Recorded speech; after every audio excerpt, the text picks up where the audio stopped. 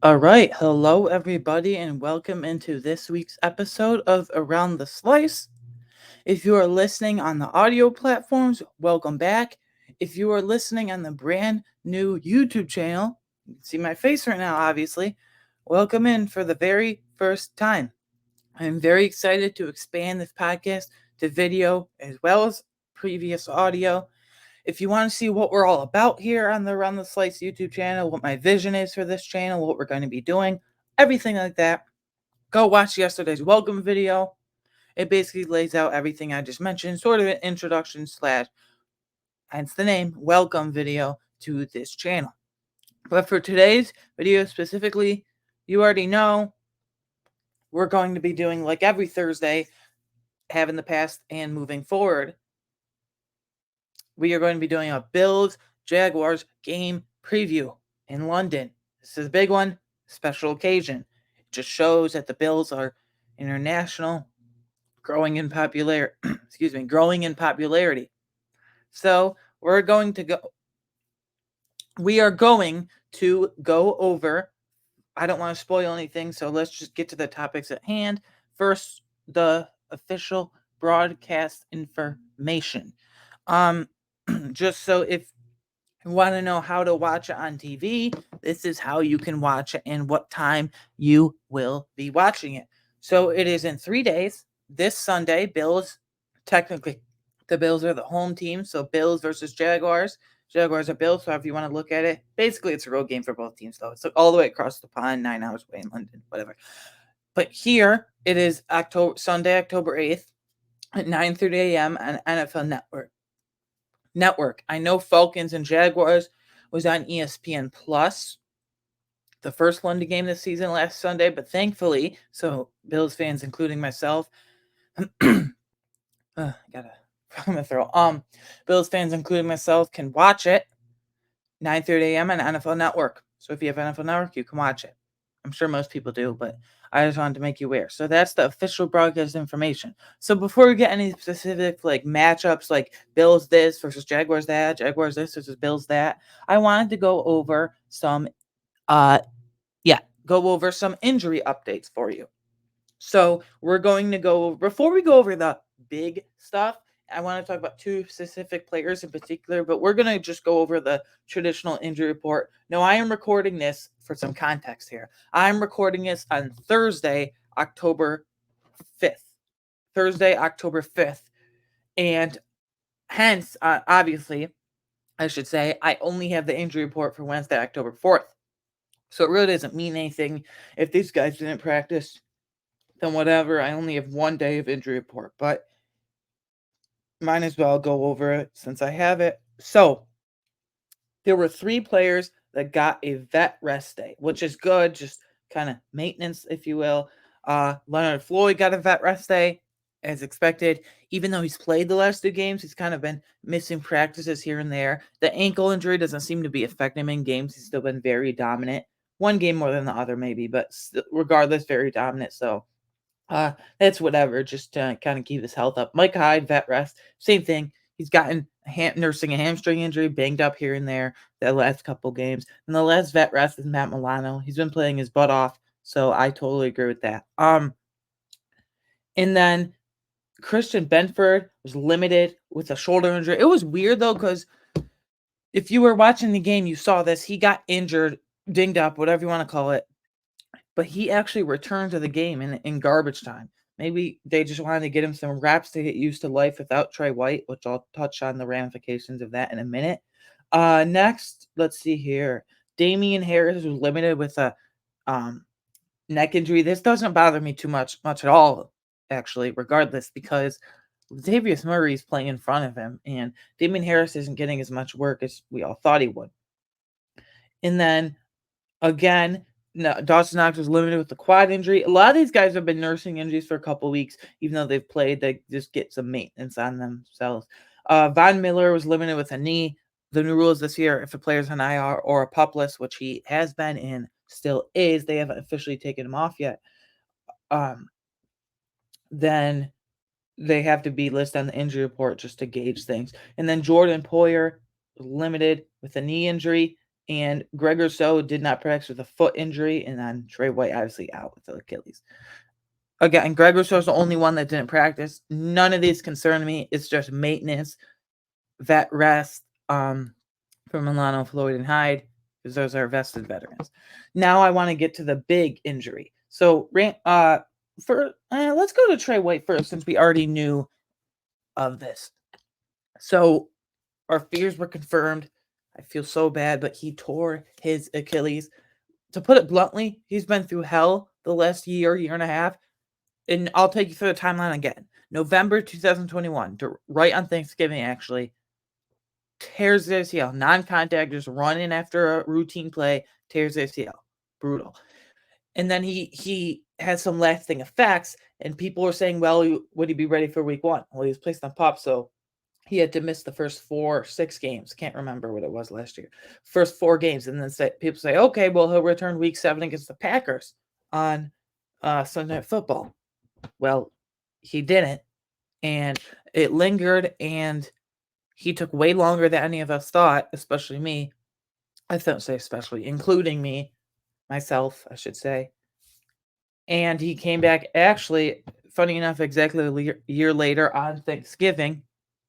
And then he's finally, by the playoffs, he was back to old Trey White. But then I felt like the first 3 games of the season against the Jets, Raiders, Commanders, respectively, he made one hell of a play against the Commanders where he broke in the ball. He finally looked to me like 2019 All-Pro Trey White. And then this happens. As soon as he went down, bam, he chucks his helmet. He starts pounding his fist in the field. And I just feel so bad for him. That's like 2 season-ending monster brutal injuries in the span of 2 seasons, 2 years, however you want to look at it. So that's just brutal. But the ramifications now, like, I know, God forbid, the Bills play Carter Elam, but they're going to have to. Like, you can't mess around with this anymore. The kid's got to play. I know he doesn't fit your system because he's a man corner coming from Florida as a man-heavy scheme and then transition to a zone-heavy scheme here in Buffalo. Now, I was thinking the other day, we've all been thinking, well, what if Christian Benford and Kyler Elam split? But what if Christian Benford keeps his job as CB1 and he directly replaces Trey White, and then CB2 is a split between Kyler Elam and Dane Jackson? Maybe it's not a Benford Elam split. Maybe we have to look at it as a Jackson Elam split. You're not going Benford, you at least want one steady guy. So Benford will probably be CB1 and then they'll split. But yeah, that's the ramifications of that. And then Von Miller, I allude to this in the injury report. He hasn't been officially taken off PUP yet, but they did open his 21-day practice window. So that means he has 3 weeks to practice and actually be activated to play in a game, or he has to stay in PUP. But Von Miller is practicing this week, and he says on his Voncast, get it? Because podcast, Voncast, it says basically a podcast he does for Bleacher Report. A lot of athletes are affiliated with Bleacher Report and do that, like Micah Parsons, Travis Hunter, but whatever. He says in the Voncast that he's 90% sure he'll play this Sunday against the Jaguars, and if he was a betting man, he'd bet that he'd play against the Jaguars. Now, you know my feeling, well, maybe not, but my feelings have always been, we need Von for the stretch run, and we didn't have him last year. We don't need Von for the first 6-7 games. We need Von back for the back end, the last 6 or 7 games, including and pushing for the playoffs. This D-line has been dominant. That's the good thing, though. If he doesn't play against the Jaguars, oh well. If he plays against the Jaguars like 15 to 20 snaps, 15 to 20% of snaps in the D-line, cool. Because these guys rotate. Unfortunately, when Von comes back, well, I was going to say Kingsley Jonathan would have to be cut, but he had a key pressure the other day on a key drive. I think the very next play was a turnover, but key pressure and QB hit on Tua over there in Miami on Sunday. So he got at their quarterback pretty well. And unfortunately, Trey White going to IR, which I assume they'll do in the next few days at least. They haven't officially done it yet. Unfortunately, that will open up a spot for Von Miller. But when Von Miller comes back, do they really want to keep 6 defensive ends in Von Miller, Leonard Floyd, Greg Rousseau, AJ Panessa, Shaq Lawson, and Kingsley Jonathan? That seems like a lot to me. And I think if you cut Kingsley Jonathan, he'll be claimed like right away. He had interest around the league last year before he went to the Bears and returned to Buffalo. And had that quote unquote revenge game, if you will, against the Bears last year. So I'm not sure. He's a nice developmental local ish kid from Syracuse. Jamarcus Ingram from UB as well. So, I mean, Kingsley Jonathan pushed out Boogie Basham, so you never know. But I don't know if they want to keep 6 defensive ends. But like I said a couple minutes ago here, if Von Miller comes and he plays 15 to 20% of snaps, awesome. That's all we need from you. He can ramp up as the season goes. Personally, I think he'll play this Sunday in some limited capacity, but I wouldn't jinx it or risk it, I should say. I would wait till the very next week against the Giants where we can eat Daniel Jones live, and he'll probably be out because of garbage time. So. But 15 to 20% snaps, that is ideally what we want. Next, those are some injury updates and ramifications of the Trey White injury, unfortunately, and Vaughn coming back. Next, we're going to talk about get into the actual preview stuff. My keys for the Bills offense. I'm sure there are more of these. Feel free to drop them down in the comments below what you think of my keys, how you think this will play out, or if you have more keys to victory for the Bills offense or defense. But 3 biggest keys for the Bills offense in my humble opinion. First, this isn't anything really specific. This is just kind of a offensive wide thing. The whole offense. Show young Jaguars defense different looks. So whether it's motion, play action. Now, I believe the Bills are like middle of the pack in terms of like how often they use play action league wide, like 27, 28%. If I'm Ken Dorsey, I'm lighting it up with play action. Josh Allen is one of the very best QBs, one of the very best quarterbacks in play action usage. Off of play action, he is deadly. He's deadly off of everything, but off of play action, he's extremely deadly. I would get it up to 35% if I was Josh Allen lobbying to Ken Dorsey, say, let's move this up to 35%, Ken. But yeah, show them different looks. Whether it's you've seen this week 1 against the Jets. They haven't really done it since then, but even in a loss, you saw week 1 against the Jets. They do some motion. I would like to see Deontay Hardy maybe get involved in some jet sweeps. I know they haven't really gotten that going. Deontay Hardy to me doesn't look as explosive as his New Orleans Saints days last couple years ago because of that turf toe. He missed all but 3 games last year, I believe. So maybe that's affecting him. But whether it's motion, lining up Diggs and James Cook in the backfield and then splitting out Diggs out wide, or starting James Cook in the backfield and splitting him out in the slot, whatever it may be, and then play action, like I said, I want to push that to 35%. So just give some exotic, fresh looks to keep the defense on a swivel. Secondly, this is a bit more narrowed, a bit more specific.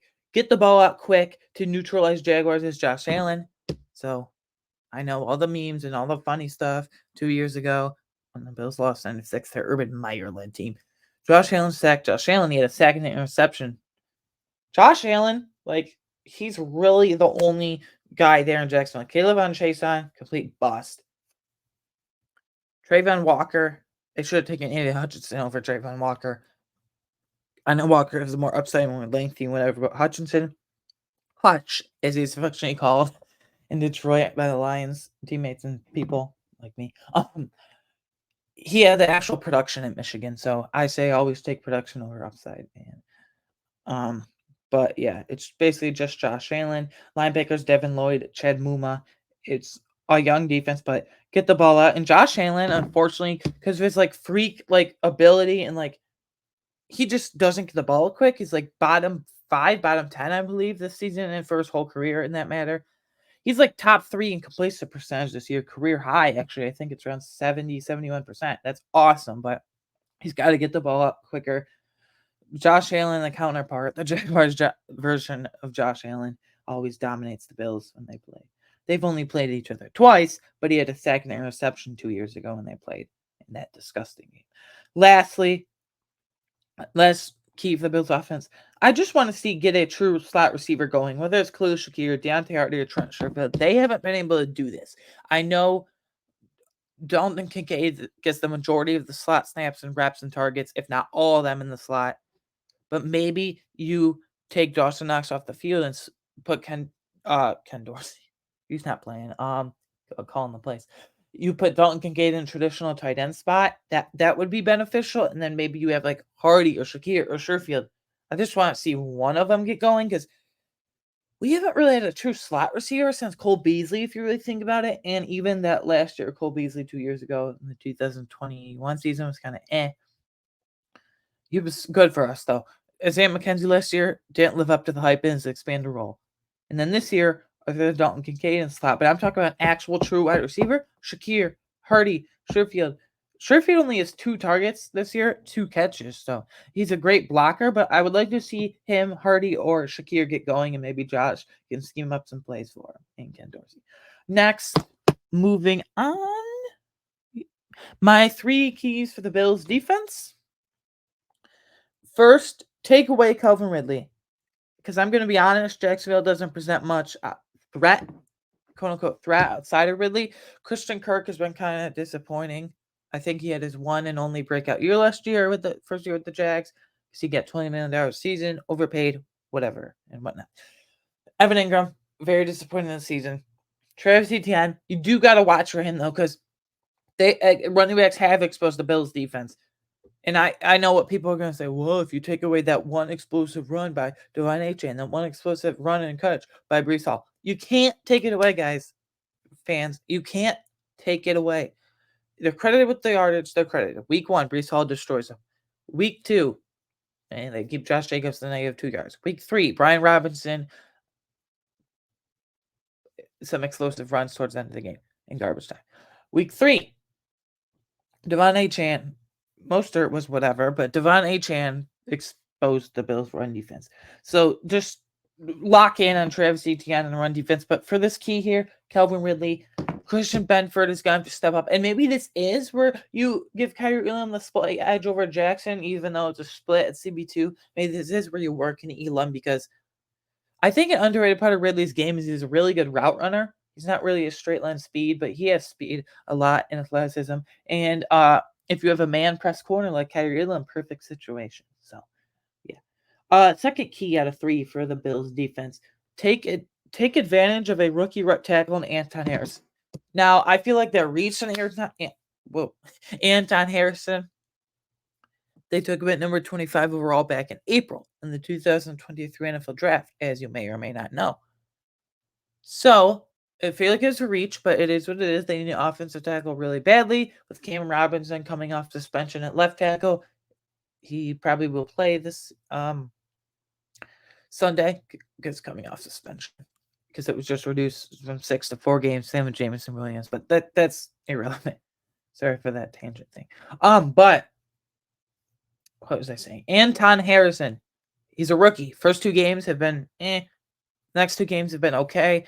This last game was really good for him. But if you're Leonard Floyd, if you're Shaq Lawson, mainly Leonard Floyd, then get after him. Even nursing that ankle injury, Leonard Floyd's been a beast, especially against not so much against the, who did we play? Against the Dolphins, but against the Commanders, against the Raiders, he was electric and awesome. This D-line feasting. But Leonard Floyd versus Anton Harrison, 8-9-year veteran Leonard Floyd, rookie in Anton Harrison. That should be a huge advantage. +1 Leonard Floyd. Now, lastly, throw off a very accurate QB in Trevor Lawrence. He's like top 5 in the league in completion percentage, 67%.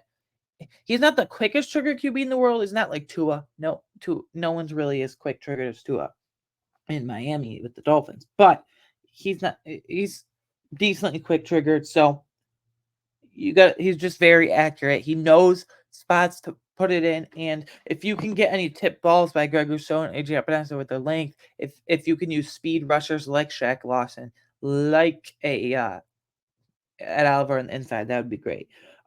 Next here, after I laid out my 6 keys in total, 3 offense, 3 defense, we're going to go with my players of game predictions. Now, this is personal. Feel free to leave down below. On this new channel, I want a lot of engagement. So feel free to leave down the comments below if you are watching on YouTube. If you're not watching on YouTube, I encourage you to go there from the audio platform and see me on my lovely face on video. We're going to be building this thing up, ground up, if you will. Players of game predictions. On offense, I got James Cook. I think the Bills are gonna be up by a lot by the third or slash fourth quarter. I think Cook is gonna get a lot of run, and if I know it's coming. I know the huge breakout game for the James Cook in terms of out of the backfield usage is coming, guys. I know it's coming, so I feel like Cook is gonna get a lot of garbage time run and catch, whatever you want to call it. So yeah, defense Leonard Floyd. I just alluded to this, and you could probably tell that I was going in this direction because Anton Harrison is a rookie, and I think Leonard Floyd can expose that. So, yeah. He's got underrated speed off the edge too. Next, I want to talk about getting towards the end here. My 5 official game predictions. So these can be player related, situation related. Some of them might be considered bold. If not, you tell me. 5 game predictions. Stefon Diggs has 150 yards receiving. I did say this is going to be a big Cook game, but Stefon Diggs just came off a game where he ate, let's be honest, he ate Cater Cove for lunch. Coe had no business. He's a slot corner at heart, so he had no business covering Diggs. But they had no one else. Honestly, whoever can cover Diggs? Very few people in the league. Xavier Howard overrated, but that's besides the point. He's coming off a game with 120 yards and 3 touchdowns, 4 already in the season through 4 games, so that's averaging 1 a game. Now he'll probably get 1 or 2 touchdowns in this game, but 150 receiving yards at least, very realistic. Next, Dalton Kincaid gets his first touchdown of the season, whether it's working in line. Now, he doesn't really block much, so this kind of helps that he gets more looks in the receiving game. It's not a very good blocker at all. Knox is at least serviceable, not the best, but serviceable. Whether it's in line, actual traditional tight end, whether it's slot receiver, whether it's flexed out outside or in the slot, what have you, I will continue to predict this. I've been wrong the last 2 games. I don't care. I'll continue to predict it. The Dalton Kincaid breakout game is coming. The Dalton Kincaid touchdown game is coming. I'll continue to predict it until the wheels fall off. I'll continue to say it until it actually happens. Next, James Cook has 3 total touchdowns, whether that's 2 receiving, 1 rushing, 1 receiving, 2 rushing. However you want to split it up and divvy it up between the 3 touchdowns, 3 total touchdowns for James Cook. And funny thing is, like for a guy of his size, so when I say his size, it's like 5'11", 195, so not the good enough height, but not the biggest, bulkiest guy in the world. Definitely not Latavius Murray, but he's getting goal line carries, which I thought would be Murray's game, but Cook is actually getting goal line carries, so that's encouraging. So 3 total touchdowns for James Cook. Second to last actual prediction, because my 5th and final one, as you know, every week is my score prediction in the winner. Leonard Floyd has a sack and an interception. I think he's just going to eat up Anton Harrison. I keep stressing it. 8 or 9 year veteran Leonard Floyd versus rookie from Oklahoma, Anton Harrison. All right, tackle. And I think he's going to get an interception because he's not like Greg Rousseau 6'7" or AJ Bonus 6'6", but he is 6'4". So if you can't affect the quarterback, get those mitts up, get those big bear paw hands up, to put mildly, get those hands up. So second interception for Leonard Floyd eating up Anton Harrison, which will lead to defensive player of the game, in my opinion, obviously. And then lastly, I think Bills win the game. Apparently, I've been way too conservative with my predictions lately, but against the Dolphins, who knew they were going to win by 28 points? But I think here, Bills win 40-28. I think Josh Allen has another banner day. I mean, think of this. We have had 3 AFC Offensive Player of the Week winners in a row. Week 2 against the Raiders, it was Terrell Bernard. Week 3 against no, wait. Oh, I make the order wrong now. It was Terrell Bernard, and then it was Josh Allen. Oh, I'm getting this all wrong. Okay, week 2 it was Josh Allen. Week 3 it was Terrell Bernard, and then week 4 this past week it was Josh Allen. You could have argued Stefon Diggs too. Allen even said Diggs should have been AFC Offensive Player of the Week. Either one, Diggs was right there at second. No one else deserved it. Could we have another one? Like if Stefon Diggs goes for 150 receiving yards and 1 or 2 touchdowns, I doubt he gets 3 again, but who knows? It's Stefon Diggs. He's going to win it. So, but Bills win the game 40-28. The Jaguars, the AFC hasn't been nearly as competitive and high-powered as we all thought. I thought it was going to be a juggernaut. Ravens, up and down. Colts, a surprising team in the AFC. Texans, I love what they're doing at D'Amico Ryans and CJ Stroud and Will Anderson, young players stepping up. They do have a lot of injuries, but whatever. That's kind of not their fault. Bengals, they're a mess. They're 1-3. Joe Burrow needs to sit for a couple weeks and nurse back into full health from that calf strain. He's kind of limping around out there. Jaguars inconsistent, up and down. So it's basically the Bills, even the Chiefs. Patrick Mahomes has looked off at times. I mean, now I've lost the Jets and Zach Wilson. That's embarrassing. But the Bills, the Chiefs, power ranking Bills, Dolphins, then Chiefs. You can flip Dolphins and Chiefs. I think the Bills are clearly ahead of those two, though. So, and a fourth team, I'd be hard pressed to find a fourth team that's really like Super Bowl contender right now. AFC East look ahead. So I would like to do this every week. There's a new staple I added in last week. This is a new staple I added in last week. The AFC East look ahead. What's going on with the rest of the AFC East this weekend? Obviously, Bills are playing Jaguars, and I just predicted Bills win the game 40-28 by 12 points. Next, Dolphins versus Giants. The Dolphins are going to mutilate the Giants, especially if they get Jalen Phillips back. He's going to tear Daniel Jones' head off. I mean, the Seahawks, who aren't a very good defense and defense line, the Seattle Seahawks just sacked Daniel Jones. I'm going to have football a few days ago. 11 times. The NFL record for most sacks in a game is the Philadelphia Eagles in like 1980 something. Can't remember the exact year. I looked up the other night. 1980 something against the Cowboys. 14 sacks. So, but Dolphins are going to mutilate Daniel Jones. Patriots versus Saints. That's going to be such a boring game. I feel the low scoring and slogfest. The Saints aren't nearly as high productive as I wanted them to be. That's going to be a boring game. Jets at Broncos. That's another stupid one. If Zach Wilson plays like the only real exciting one here, though, is Bills versus Jaguars. Dolphins are going to mutilate the Giants. Patriots and Saints going to be a slogfest, very low-scoring game. Whoever wins, whatever way. And Jets at Broncos, just boring all around. Anyways, so Bills have only interesting game. Anyways, yeah. So this obviously has been the first episode of Around the Slice. Let me go back. Around the Slice here on the brand new YouTube channel. If you're listening to audio, feel free to come over to the YouTube channel and watch the welcome video I recorded for you guys yesterday. It lays out my vision for this channel. It lays out why I started this channel, my fandom, personal about me background, all of that. So thank you for watching this first video edition of Around the Slice. I will see you guys Monday for next Monday, I should say, for this recap. Breakfast. Think of this: breakfast and Bills, like two favorite things in the world. That's like a dream come true right there. When it just shows the Bills are building the international game and all that. Anyway, thank you for listening to this first. Continue to listen to this podcast, but also watching me here on the first video episode here on the new YouTube channel. A few things before I get out of here. You can follow me personally at a Weingartner13 on Twitter. Follow the show podcast on Twitter at Around Slice.